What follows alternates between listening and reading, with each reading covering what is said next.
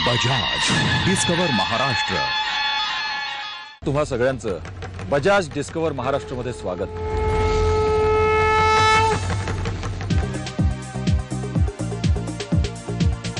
लोणावळ्याच्या परिसरात निसर्गाने अगदी मुक्त हस्ताने सौंदर्याची उधळण केली आहे। सह्याद्रीच्या अजस्त्र रांगांमध्ये स्वतःची खास ओळख सांगणारी शिखरं आणि त्यांच्या पायाशी निळाशार पाण्यात त्यांचं कुर्रेबाज प्रतिबिंब दाखवणारे जलाशय, असं चित्र तुम्हाला अनेकदा दिसतं।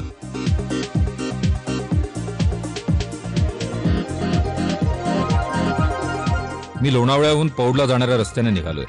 या रस्त्यात तशी फारशी रहदारी नाहीये, त्यामुळे बायकिंगची मजा अनुभवत प्रवास कधी संपतो ते कळतही नाही। तिकोना पेठ गावाला वळसा घालत मी पुढे निघालोय। पवना नदीच्या खोऱ्यात म्हणजे पवना मावात हिंडताना आपल्याला 4 बेला किल्ले भुरळ घालतात। मध्यभागी असलेल्या पवना डॅमच्या अथांग निळाशार जलाशयामुळे ते विशेष उठून दिसतात। त्यातही उठून दिसतो एक त्रिकोणी माथा असलेला किल्ला, त्याचं नाव तिकोना। हा दुरून अगदी हुबेहूब पिरामिड सारखा दिसतो। आता तिकडेच मी चाललोय। मुख्य रस्ता सोडला, मधला रस्ता कच्चा आहे, पण रानात हिंडायचं तर अशा रस्त्यांवरच्या प्रवासाला पर्याय नाही। तिकोना पेठ गाव पार करून मी तिकोना किल्ल्याच्या पायथ्याशी आलोय। तिथे एक महादेवाचं मंदिर आहे। त्याच्यापुढे मात्र किल्ल्यावर पायीच जावं लागतं। मगाशी मी म्हणालो तसं तिकोना पेठ गावातून जाणारा रस्ता पकडून आपण वर येऊ शकतो। ट्रेकर्स मंडळी मुंबई पुणे रस्त्यावर कामशेतला उतरतात, तिथून 13 किलोमीटर काळे कॉलनी, पवना धरणाच्या भिंतीवरून चालत गेलं की तिकोना पेठ गाव। चढायला सुरुवात केली खरी, पण अगदी पहिल्याच टप्प्यात किल्ल्याची वाट परीक्षा बघणार हे ध्यानात आलं। जेमतेम एक माणूस जाऊ शकेल एवढी अरुंद वाट, मधून मधून तोंडी लावायला असाव्यात तशा 4-2 पायऱ्या, पण अशा रानवाटा भटकण्याची मजा आणखीनच वाढवतात।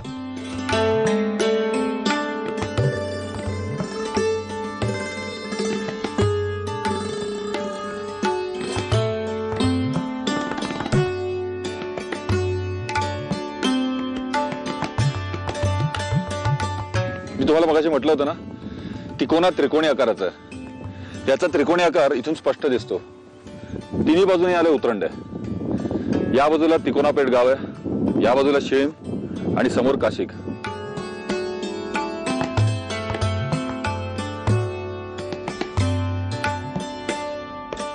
उन्हाचा चटका चांगलाच जाणवायला लागलाय। वाट आणखी चढणीची होते, पण मस्त वारा सुटलाय, त्यामुळे चढाईचे श्रम जरा कमी जाणवत आहेत इतकंच। खाली पवन मावळचं हिरवगार खोरं दिसतंय। पवनेच्या जलाशयातलं चमकतं पाणी, चौकोनी भात खाचरं आणि तिकोन्याची सोबत करणारा तुंगही इथून स्पष्ट दिसतोय। मला अगदी एक एक पाऊल जपून टाकावं लागतंय। डोंगराच्या धारेवर ही पायवाट म्हणजे दोन्ही बाजूला दरीपर्यंत जाणाऱ्या सरळसोट उतारावर ओढलेल्या रेषेसारखी आहे।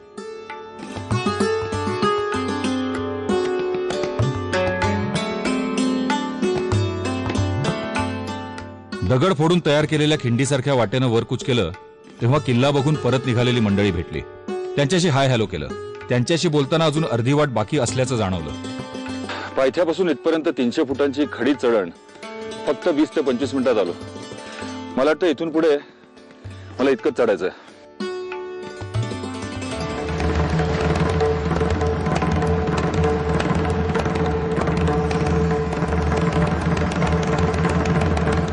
बुरुजाच्या पोटात एक बोगद्यासारखा भाग दिसला, तिथून काही मंडळी बाहेर पडताना दिसली। उत्सुकतेनं आत शिरलो तर आत चक्क लांब रुंद गुहा असल्याचं दिसलं। साधारण किल्ल्याच्या मधोमध आल्यावर एक टेहळणी बुरुज आहे आणि या बुरुजाच्या पोटात ही गुहा बांधलेली आहे। पूर्वी इकडे पहारा देणाऱ्या सैनिकांकरता हे एक विश्रांती स्थळ होतं।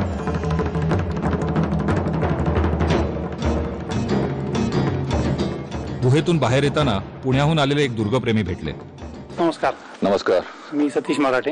माझा पुण्यामध्ये ट्रेकिंगचा ग्रुप आहे आणि त्याच्याचबरोबर आम्ही किल्ल्यांवरती दुरुस्तीचं चॅरिटेबल असं काम करतो। आता इकडे काय चाललंय तुमचं? ते आता आम्ही सगळा रस्त्याचं हे जे गवत कापलेलं वर दिसतंय हे सगळं आम्ही करून घेतलं। वरती थोडी साफसफाईची कामं केलीत, पाण्याचं टाकं साफ केलंय आणि आता वरती आम्ही वरचं जे शंकराचं मंदिर आहे त्याचं मजबूतीकरण करतोय। इथले गड किल्ले मंदिरं लेणी आपल्या गौरवशाली इतिहासाचा ठेवा आहेत। या जाणीवेनं त्यांच्या देखभालीची जबाबदारी आपल्यावरही येते.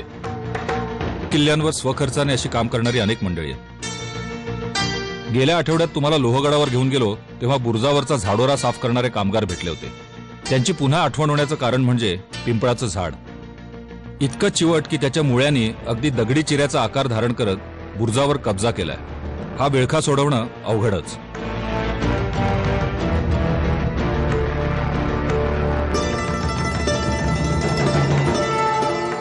छोटीशी चढण पार करून पुढे आलो तर वाटेवरच हे मारुतीराय उभे ठाकलेले. शिवाजी महाराजांच्या काळात समर्थ रामदासांच्या प्रभावामुळे अनेक किल्ल्यांवर मारुतींची स्थापना झाली. संकटनाशक हनुमानाची ही मूर्ती इतरांपेक्षा वेगळी आहे. एरवी हातावर द्रोणागिरी तोललेला हनुमान दिसतो. या हनुमानाने मात्र पायाखाली असुर मारलेला दिसतोय. अशी विजयी मुद्रेतली हनुमानाची मूर्ती इतरत्र पाहिल्याचं आठवत नाही.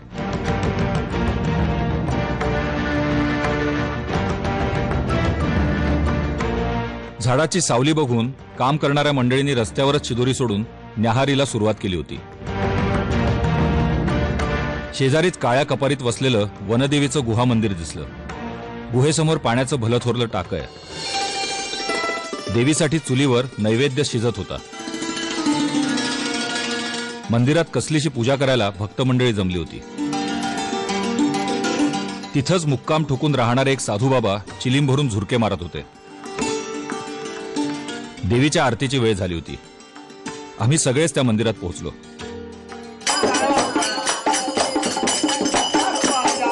सर्व गावकऱ्यांनी अंबामातेची आळवणी सुरू केली. रांगडे सूर आणि खणखणीत वाद्यांचा तो आवाज त्या गुहेत भरून राहिलाय.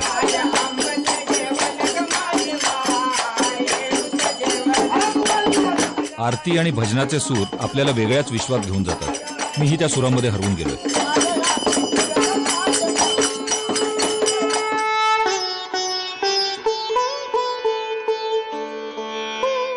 तिकोन्याच्या त्या दुर्ग देवतेला मनोमन नमस्कार करून बाहेर पडलो.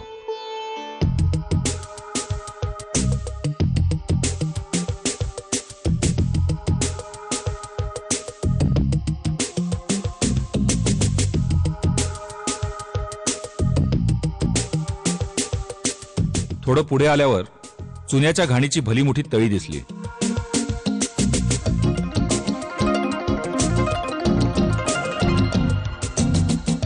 मगाशी भेटलेल्या मराठ्यांच्या पुण्याच्या ग्रुपने इथली साफसफाई करून मार्किंग वगैरे करून ठेवलंय. एवढी अजस्त्र तळी असलेली चुन्याची घाणी चालवायला बैलही तसेच तगडे आणि मजबूत असणार.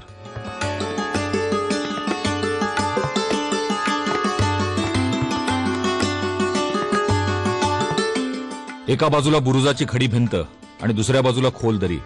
यांच्यामधून जेमतेम एक माणूस तोल सावरत कसाबसा चढू शकेल अशा पायऱ्या चढून दरवाजाशी पोहोचतोय. हा किल्ल्याचा मुख्य दरवाजा. इतर किल्ल्यांच्या दरवाजांप्रमाणे हा भव्य आणि रुबाबदार नसला तरी शत्रूला थोपून द्यायची ताकद मात्र याच्यात नक्की आहे.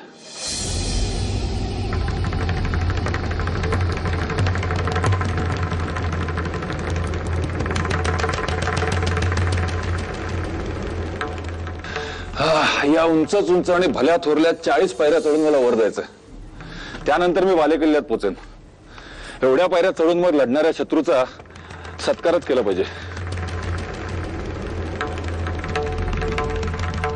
एक एक पायरी 2.5 फूट उंचीची नक्की असेल आणि तीही एकावर एक रचून सरळसोट उभी चढण. हातांचा आधार घेत चढल्याशिवाय पर्यायच नाही.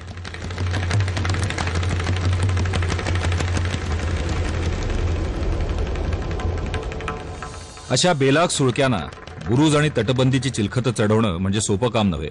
तेही हजारो वर्षांपूर्वी काही खास सोयी सुविधा उपलब्ध नसताना. बुरुजावर पोहोचलो. सह्याद्रीच्या छायेत निर्धास्त पहुडलेल्या मावळावरून नजर टाकताना ध्यानात आलं, तिकोन्यासारखा किल्ला इथे उभा आहे तो एक टेहळणीचा शिलेदार म्हणून. एरवी इतक्या चिंचोळ्या आणि अरुंद वाटेवरून घोडे वगैरे किल्ल्यावर आणणं अशक्यच. एकूणच किल्ल्याच्या बांधणीत आखीव रेखीवपणा अजिबात नाही, पण किल्ला आहे मजबूत. मी उभा आहे त्या बुरुजाच्या अगदी समोरच दुसरा दरवाजा आहे.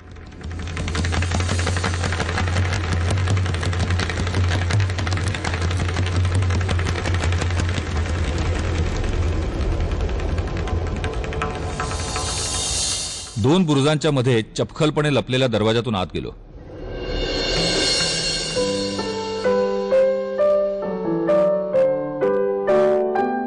आता मी जवळजवळ माथ्यावर आलोय. हा दुसरा दरवाजा पण तसाच छोटेखानी आहे. इथून थोड्या अंतरावर बुरुज आहे. आता मी तिकडे निघालोय. माझ्यासारख्या भटक्याच्या आयुष्यातला सर्वोच्च आनंद कोणता असं विचाराल तर मी सांगेन, चढाईतलं सर्वोच्च शिखर पार करून त्याच्या टोकाशी उभं राहायचं. सुसाट वारा अंगावर घेत चहूबाजूने आसमंत निहाळायचा. त्या क्षणी आपण काहीतरी ग्रेट मिळवल्याचा जो आनंद असतो ना, तो शब्दात नाही सांगता येणार. त्यासाठी रानवाटा धुंडाळत, दगडधोंड्यांना ठेचकाळत शिखर गाठायला हवं.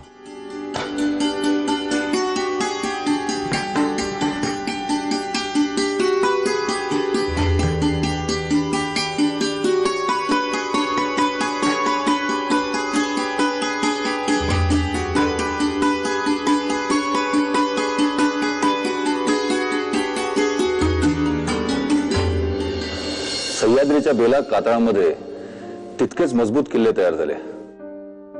पण किल्ल्यांची निगराणी करायला माणसं हवीत, आणि माणसांची वस्ती म्हणजे पाणी पाहिजेच. हा पाण्याचा प्रश्न सोडवला या बेसॉल्ट खडकाने. या खडकामध्ये कोरलेल्या गुंफामध्ये पाण्याची टाकी तयार झाली. सह्याद्रीच्या बहुतेक किल्ल्यामध्ये अशी पाण्याची टाकी आढळतात. तसंच एक थंडगार पाण्याचं टाकं इथंही आहे.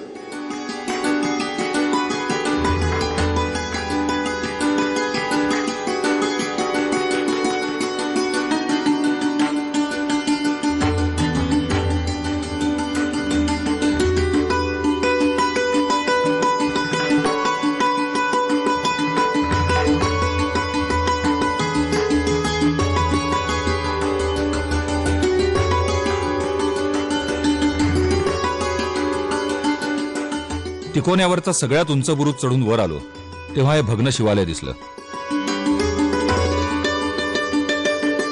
मंदिराच्या सन्मुख नंदी आहे आणि त्याच्या शेजारी एक पिंड. किल्ल्याची साफसफाई करणाऱ्यांनी इथेही थोडी रंगसफेदी केलेली दिसते. एका अनवट गडाच्या माथ्यावरचं पडझड झालेलं, छप्पर उडालेलं ते शिवालय पाहताना गलबलून आलं.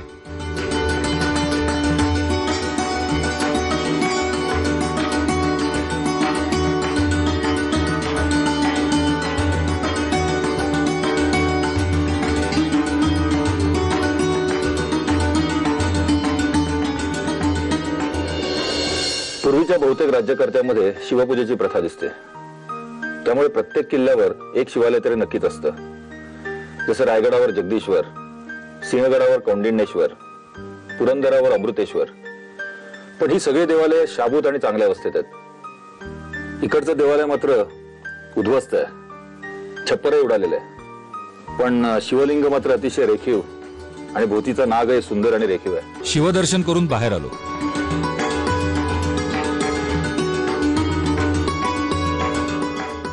समोरच्या टेकाडावर दुर्गप्रेमींनी ध्वजस्तंभ उभारलाय. त्यावर डौलानं फडकणारा भगवा झेंडा एकेकाळी मराठ्यांनी इथल्या दऱ्याखोऱ्यात गाजवलेल्या पराक्रमाची साक्ष देत होता.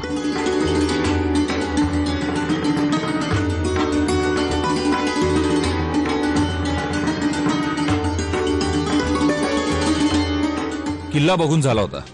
खाली तिकोना पेठ जवळच बाईक लावली होती. पवन मावळातल्या त्या राखणदाराचा निरोप घेऊन निघालो. पुढचा मुक्काम गाठायचा होता. लोणावळा परिसरातली लेणी कुठली असा विचार केला तर कारलं आणि भाजल लेण्याचं नाव पटकन डोळ्यासमोर येतं. पण त्या व्यतिरिक्त अनेक लेणी समूह या परिसरात आहे. त्याला म्हणतात बेडसे लेणी. खरं तर मुंबई पुणे एक्सप्रेस वेवरचे 2 बोगदे ज्या डोंगरात खोदले आहेत त्याच डोंगरात बेडसे लेणी आहेत. पण तिथं जायचं तर जुन्या मुंबई पुणे रस्त्याने कामशेतला जावं लागतं आणि नंतर पवना धरणाचा रस्ता पकडायला लागतो. करुंज गावातून बेडसे लेण्याकडे जायला रस्ता आहे. ही लेणी पूर्वाभिमुख आहेत. त्यामुळे सकाळच्या वेळेस जर तुम्ही इकडे आलात तर कोवळ्या उन्हात उजळलेले शिल्पवैभव तुमचं स्वागत करतं.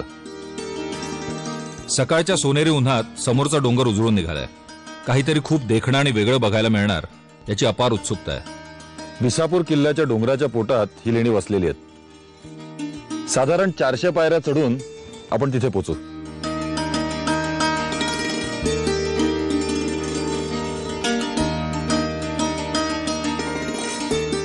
लेण्यांकडे जाणारी वाट सुबक आणि घडीव पायऱ्यांनी बांधून काढली आहे. त्यामुळे चढणं सुसह्य होतं खरं, पण 400 पायऱ्या म्हणजे गंमत नाहीये महाराजा. पावसाळ्यात इथे मस्तपैकी धबधबा कोसळत असतो.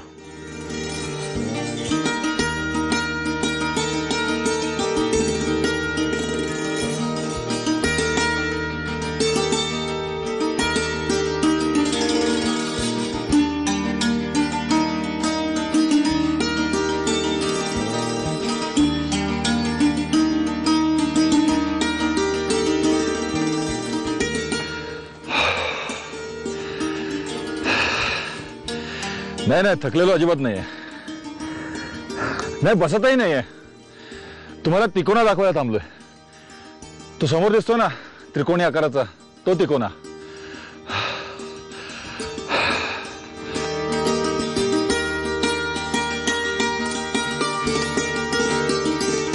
ही लेणी आणि आजूबाजूचा परिसर लख्ख दिसतोय त्याचं श्रेय या कामगारांना. पुरातत्व विभागाने हा परिसर खरोखरच स्वच्छ आणि अतिशय चांगला मेंटेन केलाय.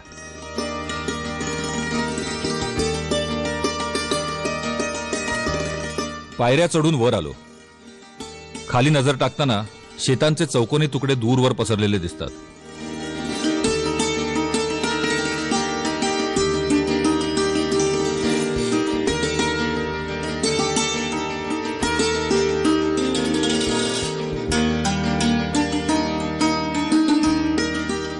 वर आल्यावर प्रशस्त प्रांगण आहे.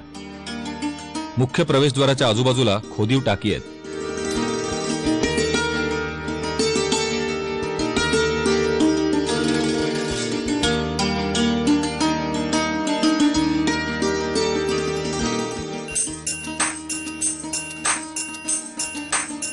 या लेण्याचं वैशिष्ट्य म्हणजे समोर दिसणारे 2 दर्शनी खांब, याच्यावर 2 अर्धस्तंभ आहेत.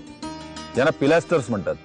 या स्तंभ शीर्षावर हत्ती, घोडे, बैल असे प्राणी कोरलेले आहेत. त्यावर आरूढ झालेल्या स्त्री पुरुषांच्या शरीराची प्रमाणबद्धता नजरेला खिळवून ठेवते. इथल्या हत्तींना सुळे नाहीयेत, त्या जागी खोबणी आहेत. या दगडी खोबणीत पूर्वी खरे हस्तिदंत असावेत असं मानतात.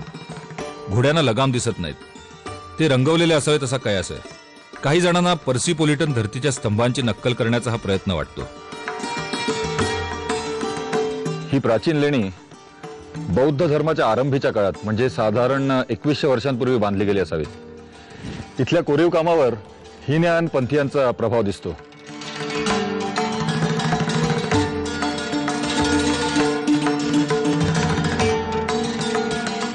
दोन्ही बाजूंच्या दगडी खांबांची रांग पार केली की आपण स्तूपाजवळ पोहोचतो. स्तूपावरील हर्मिका स्पष्ट दिसते. त्यावर आधी छत्रावलीची रचना होती. काळाच्या ओघात ती नाहीशी झाली आहे, पण तिची रचना नीट ध्यानात येते. काही स्तंभांवर बौद्ध धर्मातील प्रतीके असणारी चित्र दिसतात.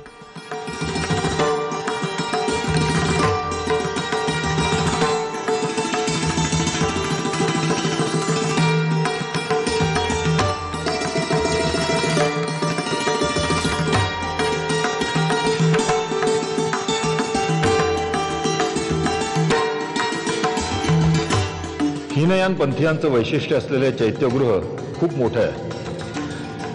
बुद्धाचा प्रतीक असलेला हा स्तूप अतिशय प्रमाणबद्ध आहे. वर कोरलेल्या वेदिका आणि हर्मिकाही अतिशय स्पष्ट दिसतात. कोणत्याही गुंफामध्ये गेलं की तिथली नीरव शांतता मला अंतर्मुख करते. स्वतःशी संवाद साधत शांत डोळे मिटून बसलो. आतून आपोआप सुरावट उमटली. रे ग म म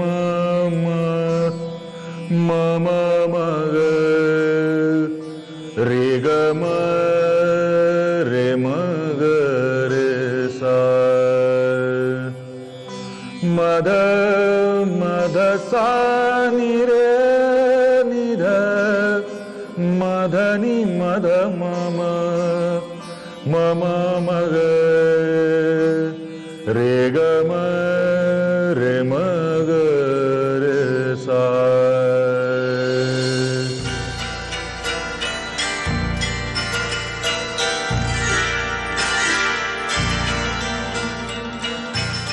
या लेणी समूहातला हा वैशिष्ट्यपूर्ण विहार बौद्ध धर्माचा प्रसार आणि नव्या भिक्षूंना ज्ञानदान या चैत्य आणि विहाराच्या साक्षीने होत असावं. या विहाराचा उपयोग मुख्यत्वे करून भिक्षूंच्या राहण्यासाठी होत असे.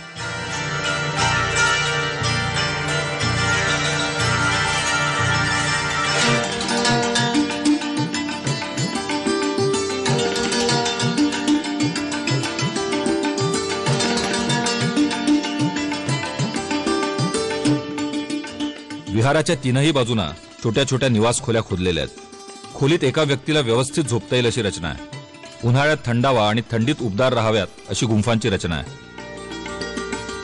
कधी असा अतिउत्साह तर कधी अक्षम्य दुर्लक्ष, कधी आक्रमकांकडून तोडफोड. तरी अडाणीपणातून केलेली रंगरंगोटी यामधून जे काही उरलंय ते केवळ ग्रेट म्हणावं असंच आहे. एक अविस्मरणीय अनुभव घेऊन मी परतीच्या वाटेला निघालो. बजाज डिस्कवर महाराष्ट्र.